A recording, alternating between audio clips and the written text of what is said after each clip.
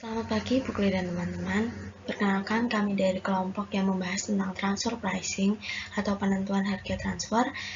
Kelompok ini terdiri dari Irenia Santi Nugrahini dengan NIM 192114013, saya sendiri Francisca Alfioni dengan NIM 192114021, dan Felicitas Gabriela Jovanto dengan NIM 192114028.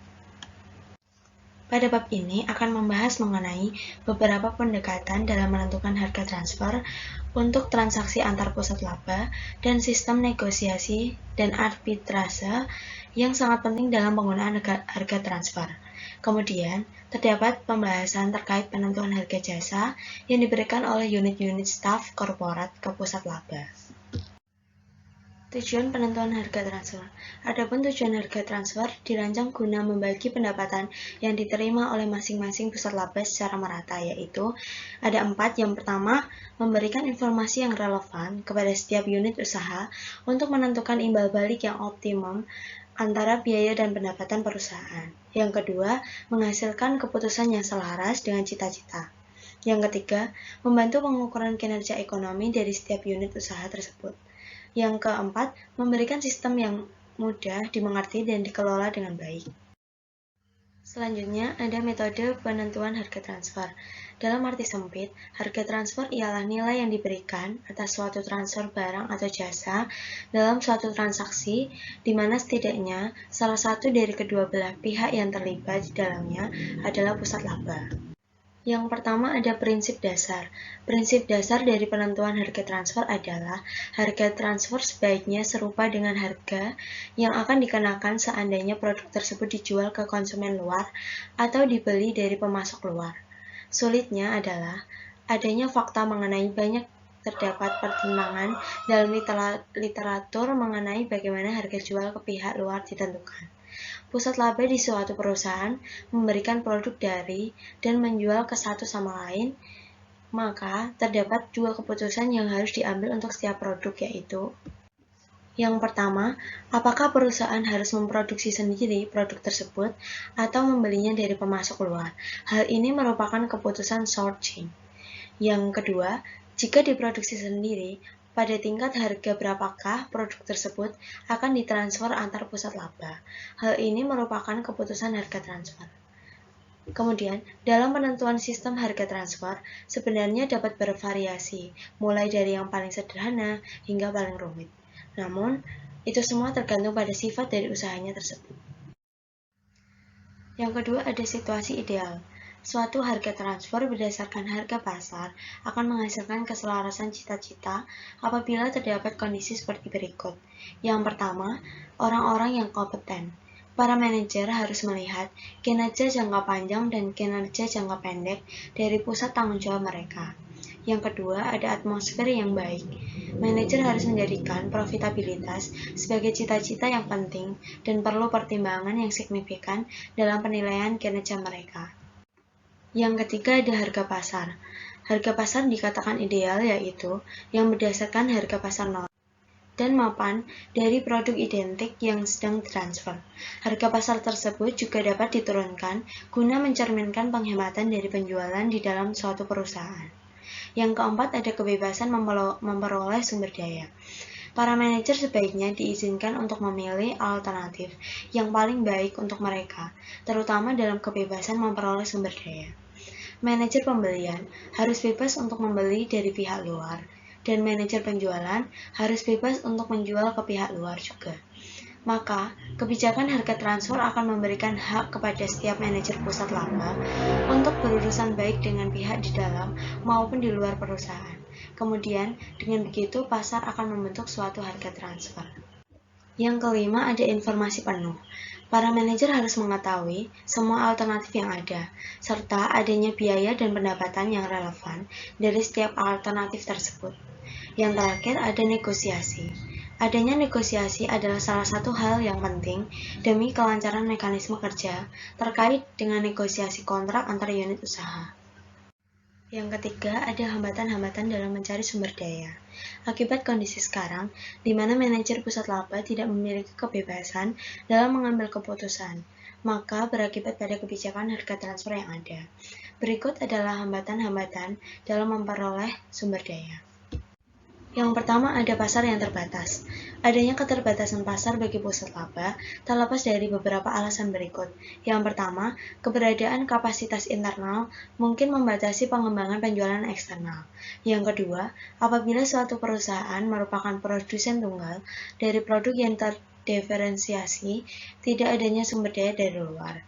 Yang ketiga, apabila suatu perusahaan telah melakukan investasi yang besar, maka perusahaan cenderung tidak akan menggunakan sumber daya dari luar, kecuali harga jual di luar mendekati biaya variabel perusahaan. Pada kasus pasar terbatas inilah, harga transfer yang paling memenuhi persyaratan yaitu harga kompetitif, di mana harga kompetitif dapat digunakan dalam mengukur bagaimana kinerja suatu pusat laba dalam menghadapi pesaingnya. Bagaimana suatu perusahaan dapat mengetahui tingkat harga kompetitif jika perusahaan tersebut tidak melakukan pembelian maupun menjual produknya ke pasar bebas. Berikut beberapa cara yang dapat dilakukan. Yang pertama, jika ada harga pasar yang diterbitkan, maka harga tersebut dapat digunakan untuk menentukan harga transfer.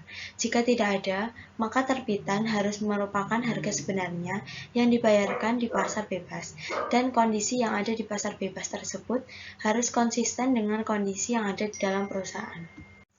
Yang kedua, harga pasar mungkin ditentukan berdasarkan penawaran. Hal ini dilakukan hanya apabila penawar masih memiliki peluang untuk memenangkan bisnis tersebut. Yang ketiga, jika pusat laba produksi menjual produk yang serupa di pasar bebas, maka pusat laba tersebut seringkali meniru harga kompetitif dari harga di luar. Yang keempat, jika pusat laba pembelian membeli produk yang serupa dari pasar luar atau pasar bebas, maka pusat laba tersebut dapat meniru harga kompetitif untuk produk eksklusifnya. Hambatan-hambatan dalam mencari sumber daya yang kedua yaitu ada kelebihan atau kekurangan kapasitas industri. Kapasitas berlebih yaitu pusat laba penjualan tidak dapat menjual seluruh produknya ke pasar bebas atau pihak luar.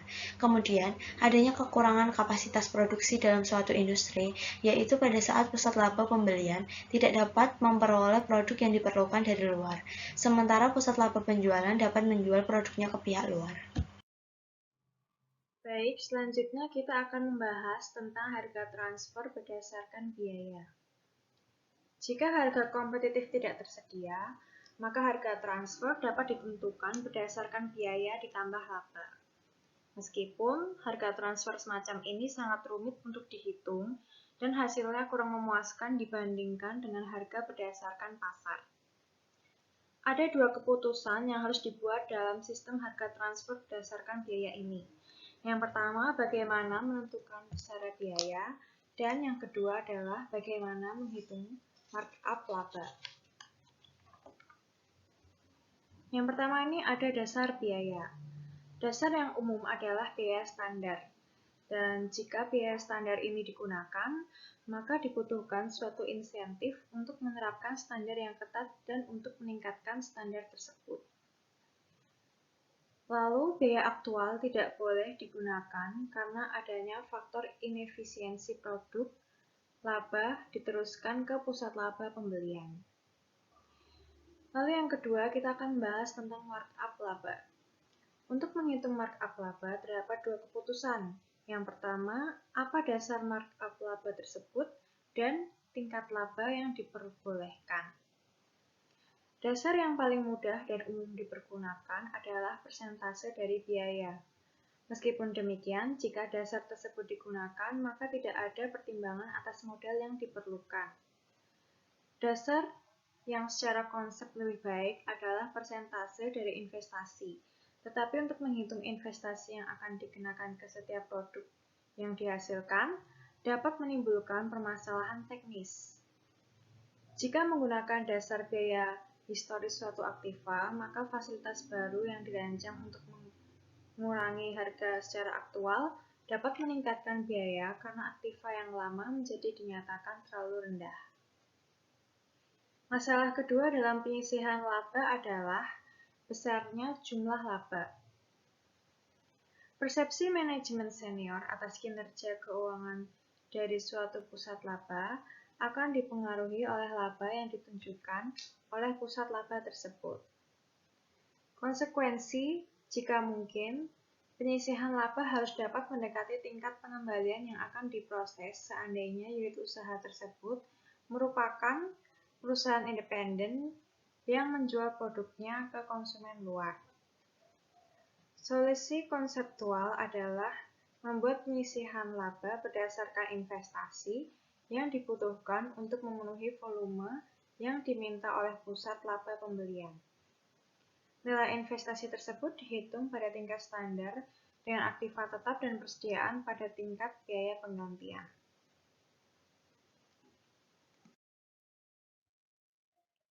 Selanjutnya ada biaya tetap dan biaya laba hulu. Penetapan harga transfer dapat menimbulkan permasalahan yang cukup serius dalam perusahaan yang terintegrasi. Pusat laba yang pada akhirnya menjual produk ke pihak luar mungkin tidak menyadari jumlah biaya tetap dan laba bagian hulu yang terkandung di dalam harga pembelian internal. Bahkan jika pusat laba terakhir menyadari adanya biaya tetap dan laba tersebut, pusat laba itu mungkin enggan untuk mengurangi labanya guna mengoptimalkan laba perusahaan. Metode-metode yang digunakan oleh perusahaan untuk mengatasi masalah ini adalah dengan cara yang pertama adalah persetujuan antar unit usaha. Sejumlah perusahaan biasanya membuat mekanisme secara formal. Dalam mekanisme ini, wakil-wakil dan dari unit pembelian dan penjualan bertemu secara berkala, biasanya itu per bulan, untuk memutuskan harga penjualan ke pihak luar dan pembagian laba untuk produk-produk dengan biaya tetap dan laba bagian hulu yang signifikan. Mekanisme ini hanya bekerja bila proses peninjauannya terbatas pada keputusan-keputusan yang melibatkan jumlah bisnis yang signifikan bagi paling tidak satu pusat laba. Sebab bila tidak demikian halnya, negosiasi ini akan sia-sia. Lalu cara yang kedua adalah 2 langkah penentuan harga. Untuk mengatasi masalah penentuan harga, yang dapat digunakan adalah dengan membuat harga transfer yang meliputi 2 beban. Pertama, untuk setiap unit yang terjual, pembebanan biaya dilakukan dalam jumlah yang sama dengan biaya variabel standar produksi. Dan yang kedua, pembebanan biaya secara berkala, biasanya setiap bulan, dilakukan dalam jumlah yang sama dengan biaya tetap yang berkaitan dengan fasilitas yang disediakan untuk unit pembelian. Salah satu atau kedua komponen tersebut harus memasukkan margin laba. Nah, contohnya kita akan mengasumsikan pada tabel di slide selanjutnya. Nah, berikut adalah tabel harga transfer yang menggunakan cara penentuan harga 2 langkah.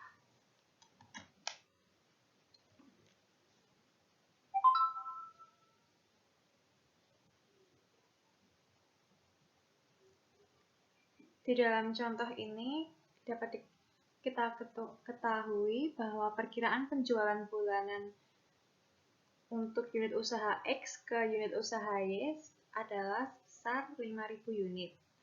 Lalu biaya variabel per unitnya adalah $5, biaya tetap bulanan yang dialokasikan ke produk sebesar $20.000, lalu investasi dalam modal kerja dan fasilitas sebesar $200, dan ROI kompetitif per tahun adalah 10%. Nah, cara untuk mentransfer produk A ke unit usaha Y adalah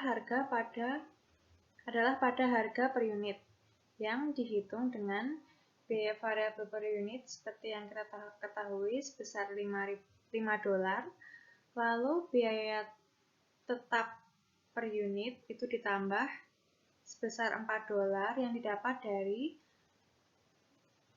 $20.000 dibagi 5.000 unit, yaitu sebesar $4. Lalu ditambah lagi dengan laba per unit yang ditentukan dengan cara yang merupakan 10% dari investasi bulanan per unit, yang dihitung dengan cara $1.200.000 dibagi 12, lalu dikali 10% dan dibagi 5.000. Hasilnya adalah $2. Kemudian harga transfer per unit dihitung, hasilnya adalah $11. Nah, jika unit usaha Y membeli ke unit usaha X, yaitu produk A sebesar 5.000 unit, pada suatu bulan, maka yang harus dibayari pada unit usaha Y dan diterima oleh unit usaha X sebesar, yang pertama kita menghitung biayanya. Biayanya adalah 5.000 dikali $5, yaitu sebesar $25.000. Kemudian ditambah biaya tetap per bulan sebesar $20.000 dan ditambah dengan laba per bulan yang didapat dari $1.200.000 dikali 10% dan dibagi 12 itu hasilnya $10.000. Sehingga hasil harga transfer 5.000 unit produk A adalah $55.000. Harga transfer per unit adalah $55.000, kemudian dibagi dengan 5.000 unit, hasilnya adalah $11. Nah, hasil ini sama dengan yang ditetapkan di awal tadi.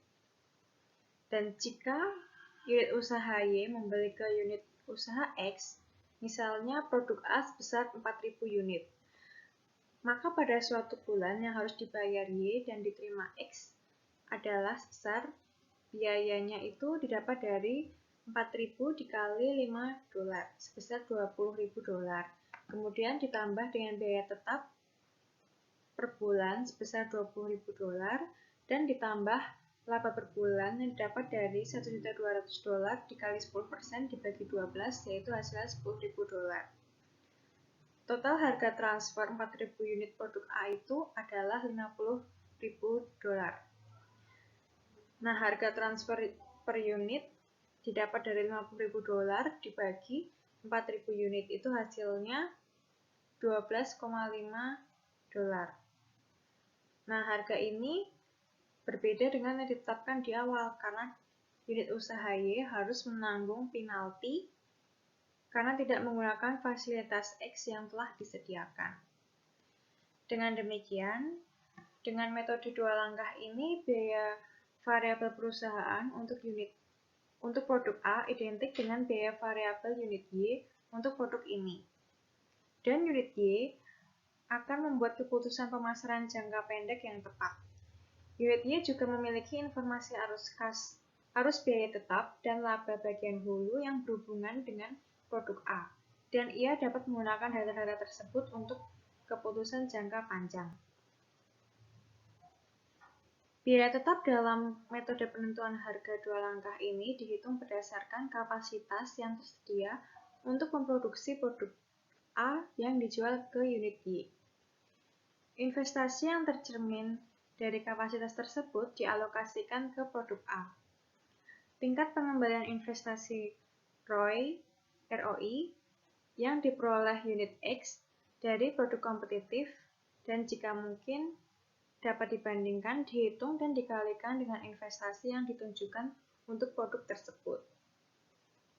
Pada contoh kasus ini, penyisihan laba dihitung sebagai jumlah yang tetap setiap bulannya. Dalam kondisi tertentu akan lebih tepat jika investasi dibagi dalam komponen variabel seperti piutang dan persediaan dan komponen tetap seperti pabrik. Kemudian penyisihan laba berdasarkan tingkat pengembalian atas aktiva variabel atau return on variable asset akan ditambahkan ke biaya variabel standar untuk setiap unit yang terjual. Nah, adapun beberapa hal yang harus dipertimbangkan dalam menerapkan metode penentuan harga dua langkah ini. Yang pertama adalah pembebanan biaya per bulan. Untuk biaya tetap dan laba harus dinegosiasikan secara berkala dan bergantung dari kapasitas yang digunakan oleh unit pembelian. Yang kedua, akan timbul pertanyaan mengenai keakuratan alokasi investasi dan biaya. Dalam beberapa situasi, mengalokasikan biaya dan aset kepada produk secara individual tidaklah sulit. Dalam kejadian manapun, keakuratan yang mendekati adalah cukup memadai. Permasalahan utama bukan terletak pada teknik alokasi, melainkan pada keputusan mengenai jumlah kapasitas yang akan disediakan untuk berbagai produk. Lebih lanjutnya, jika kapasitas yang disediakan untuk berbagai jenis produk akan dijual ke unit usaha yang sama, maka tidak perlu mengalokasikan biaya tetap dan investasi ke produk individual dalam kelompok tersebut.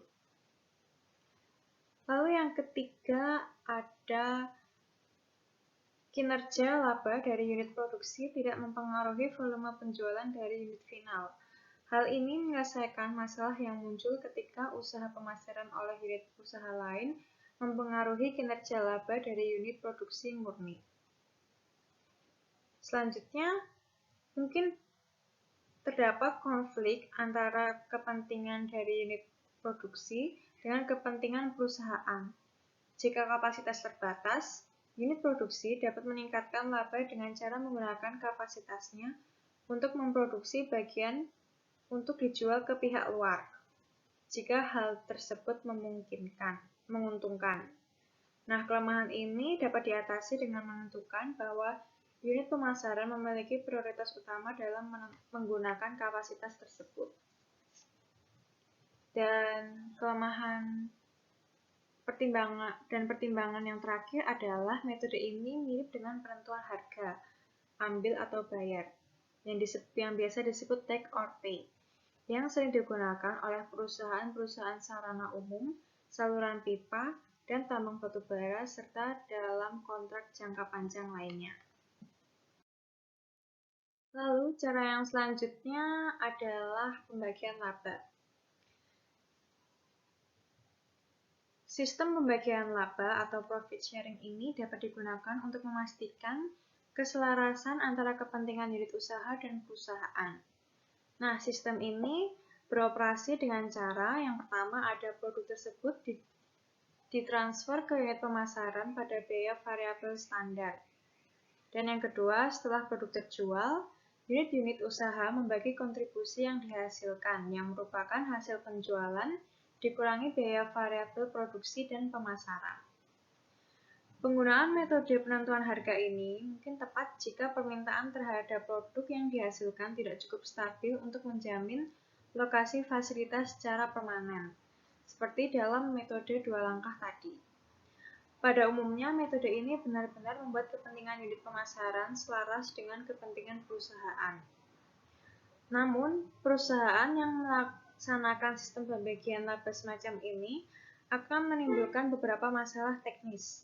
Yang pertama, mungkin saja terdapat argumen-argumen mengenai cara pembagian kontribusi antara dua pusat laba, dan manajemen senior akan turun tangan untuk menangani masalah tersebut.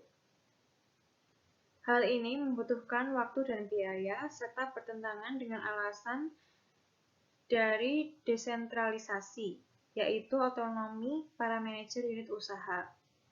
Lalu yang kedua, membagi laba di antara pusat laba secara arbitrer. Hal ini tidak memberikan informasi yang tepat mengenai profitabilitas dari masing-masing pusat laba.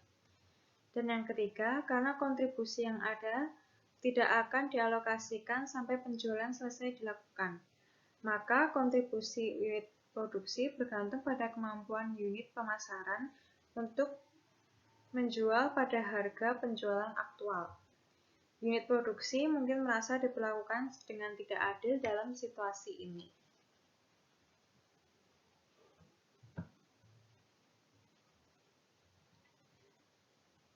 Dan selanjutnya ada cara dua kelompok harga. Dalam metode ini, pendapatan unit produksi akan dikreditkan pada harga jual keluar dan unit pembelian dibebankan dengan total biaya standar. Selisihnya dibebankan ke dalam akun kantor pusat yang dieliminasi ketika laporan keuangan unit usaha dikonsolidasikan.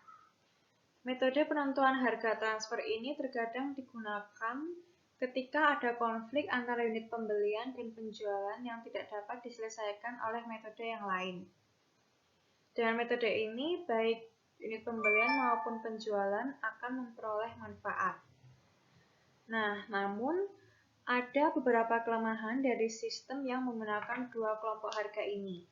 Yang pertama, jumlah laba unit usaha akan lebih besar dari laba perusahaan secara keseluruhan.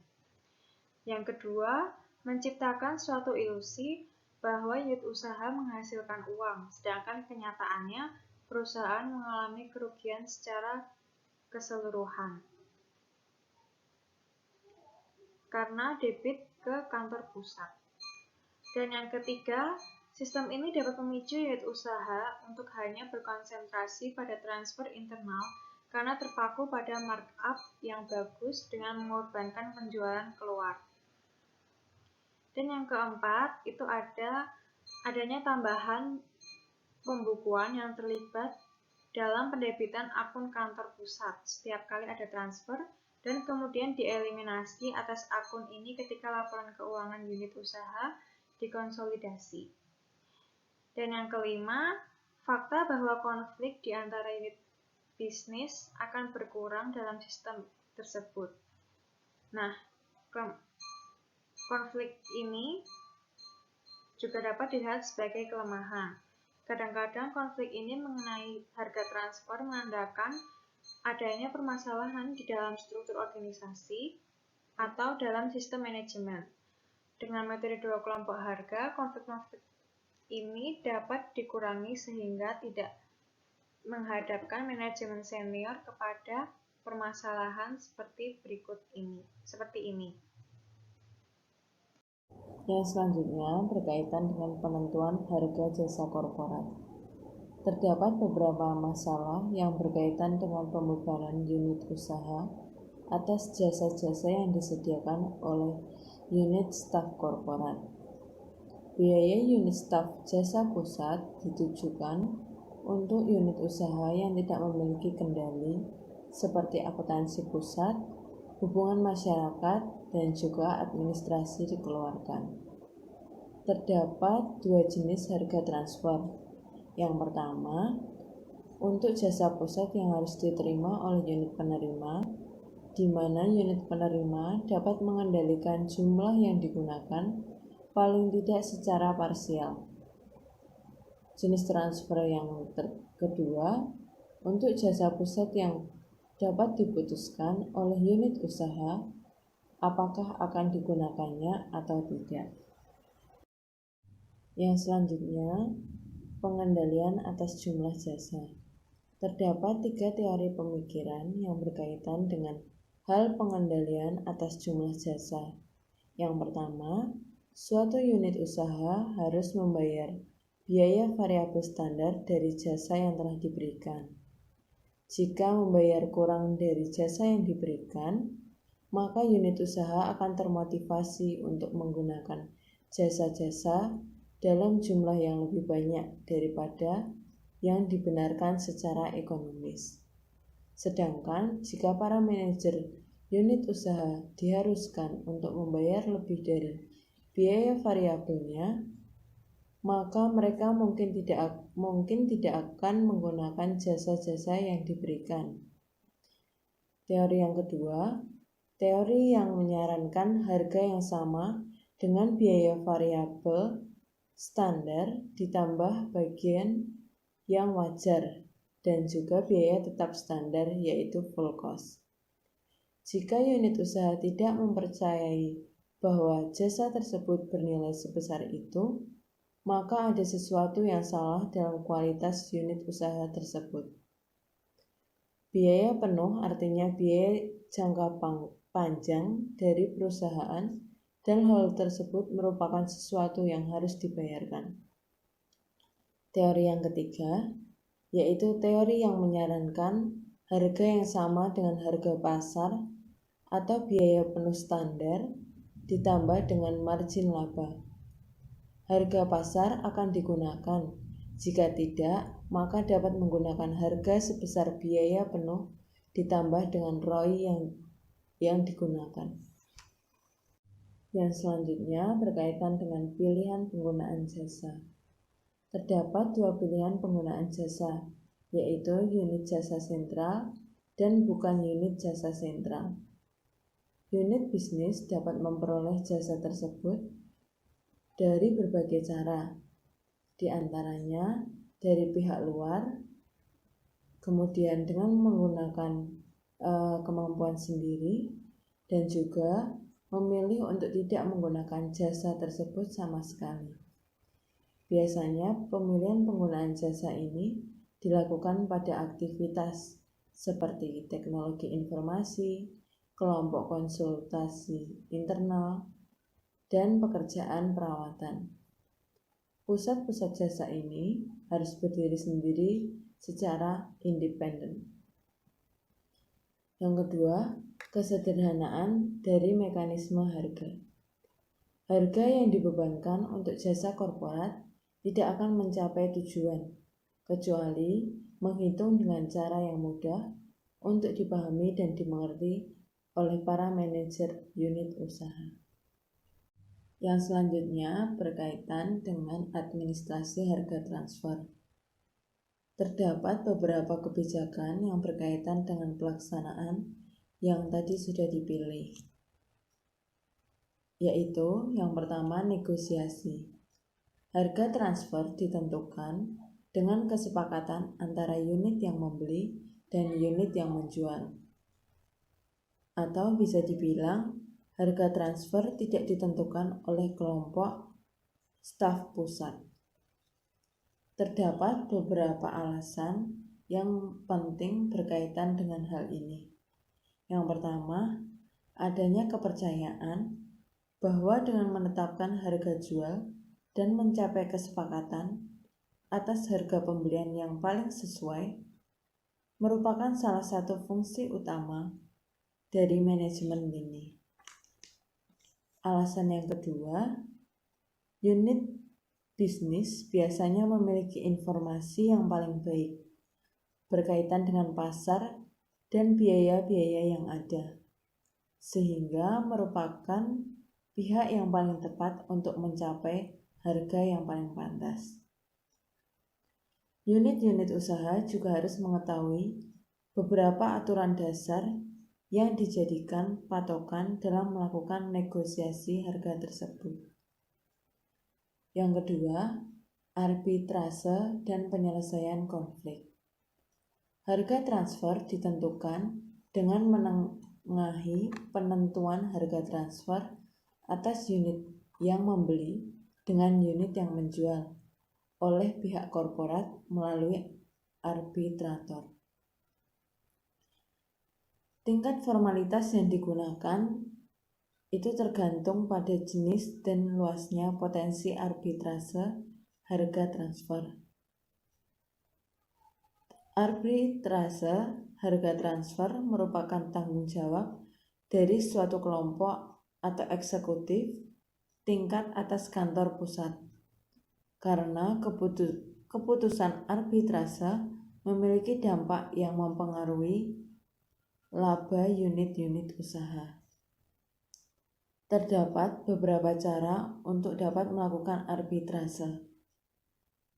Yang pertama, dalam sistem formal, kedua pihak menyerahkan kasus secara tertulis kepada pihak penengah atau pendamai. Selain itu, sekecil apapun arbitrase yang terjadi, tetap harus diselesaikan, karena ini merupakan hal yang sangat penting. Jika banyak arbitrase yang terjadi, hal ini menunjukkan bahwa peraturan yang ada masih kurang spesifik atau sulit dilaksanakan, atau pengelolaan unit usahanya itu masih tidak rasional. Jenis proses penyelesaian konflik yang digunakan itu juga mempengaruhi efektivitas dari suatu sistem harga transfer. Terdapat beberapa cara yang digunakan untuk menyelesaikan konflik. Yang pertama yaitu dengan cara memaksa, yang kedua membujuk, ketiga menawarkan, dan yang terakhir dengan penyelesaian masalah. Mekanisme penyelesaian konflik ini dapat bervariasi, dari menghindari konflik melalui pemaksaan dan pembujukan, sampai penyelesaian konflik dengan cara menawarkan dan penyelesaian masalah. Yang ketiga berkaitan dengan klasifikasi produk. Perolehan sumber daya dan peraturan penentuan harga transfer bergantung pada banyaknya jumlah transfer pada perusahaan dan ketersediaan pasar serta harga pasar. Semakin besar jumlah transfer dan ketersediaan harga pasar, maka semakin formal dan spesifik peraturan yang ada. Jika harga transfer selalu siap sedia, atau jika harga pasar selalu siap sedia, maka perolehan sumber daya yang dikendalikan dengan peninjauan kantor pusat atas keputusan buat atau beli yang melebihi jumlah tertentu. Terdapat dua klasifikasi produk pada perusahaan. Yang pertama yaitu kelas 1. Ini meliputi seluruh produk manajemen senior yang ingin mengendalikan perolehan sumber daya. Produk ini merupakan produk yang bervolume besar. Produk yang tidak memiliki sumber, dan produk yang produksinya tetap ingin dikendalikan oleh pihak manajemen agar kualitasnya tetap terjamin. Perolehan sumber daya ini dapat diubah dengan cara izin dari manajemen pusat. Klasifikasi yang kedua yaitu kelas 2. Ini merupakan produk yang bervolume kecil, kemudian produk yang diproduksi dari luar perusahaan dan diproduksi menggunakan peralatan umum. Produk ini ditransfer menggunakan harga pasar, dan perolehan sumber daya dapat diubah oleh unit-unit yang terlibat. Dengan adanya klasifikasi tersebut, pihak manajemen dapat berkonsentrasi pada perolehan sumber daya dan penetapan harga. Penetapan harga ini berdasarkan jumlah kecil produk dan yang memiliki volume yang besar. Poin terakhir yaitu lampiran. Beberapa pertimbangan teoretis. Terdapat banyak landasan literatur mengenai model harga transfer teoretis. Walaupun model-model tersebut tidak secara langsung digunakan dalam situasi bisnis yang nyata, namun akan digunakan dalam konseptualisasi sistem harga transfer.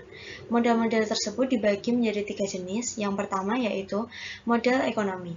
Model ekonomi klasik pertama kali dikemukakan oleh Jack Hiscliffer melalui artikel pada tahun 1956. Profesor Hiscliffer mengembangkan serangkaian pendapatan marginal, biaya marginal, dan kurva permintaan untuk transfer produk menengah dari satu unit usaha ke unit usaha lain.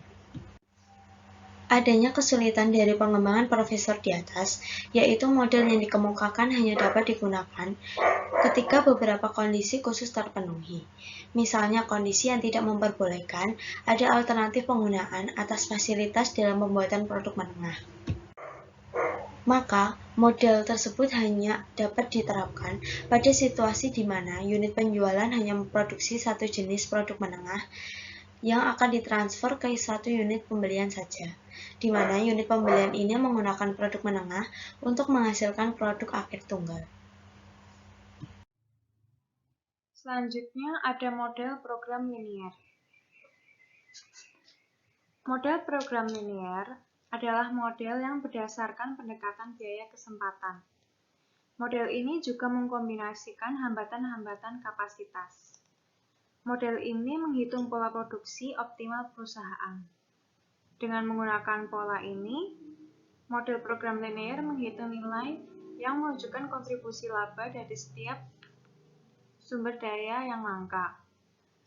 Hal ini dikenal dengan istilah harga bayangan, dan satu proses penghitungannya disebut dengan mendapatkan solusi ganda bagi program linear. Jika biaya variabel dari produk menengah ditambahkan ke dalam harga bayangan, maka suatu harga transfer akan dihasilkan dan akan memicu unit usaha untuk berproduksi sesuai dengan pola produksi optimal bagi perusahaan secara keseluruhan. Penyebab lainnya adalah, jika harga transfer tersebut digunakan, setiap unit usaha akan mengoptimalkan labanya hanya dengan memproduksi sesuai dengan pola yang telah dikembangkan melalui program linear ini. Jika harga transfer yang andal dapat dihitung, maka model ini akan berguna dalam menentukan harga transfer. Akan tetapi, untuk membuat model ini dapat dikelola, bahkan sekalipun dengan komputer, harus banyak asumsi yang mempermudah untuk dimasukkan ke dalamnya. Diasumsikan kurva permintaan telah diketahui, bahwa kurva tersebut statis, fungsi dari biayanya adalah linear, dan penggunaan alternatif atas fasilitas produksi dan profitabilitasnya dapat diestimasi terlebih dahulu. Sama seperti pada model ekonomi klasik, kondisi-kondisi ini juga jarang terjadi di dalam dunia nyata. Untuk model yang ketiga, yaitu model nilai supply. Nilai supply merupakan metode pembagian laba dari koalisi perusahaan atau individu di antara anggota individual yang sesuai dengan proporsi kontribusi yang telah dibuat. Nilai supply biasa digunakan untuk memberikan solusi pada masalah yang timbul dari teori permainan atau theory of game. Metode nilai supply ini kurang diterima oleh masyarakat karena proses penghitungannya sangat panjang dan hal yang mendasari nilai supply ini masih kurang dipercaya oleh masyarakat. Sekian presentasi dari kelompok kami. Terima kasih.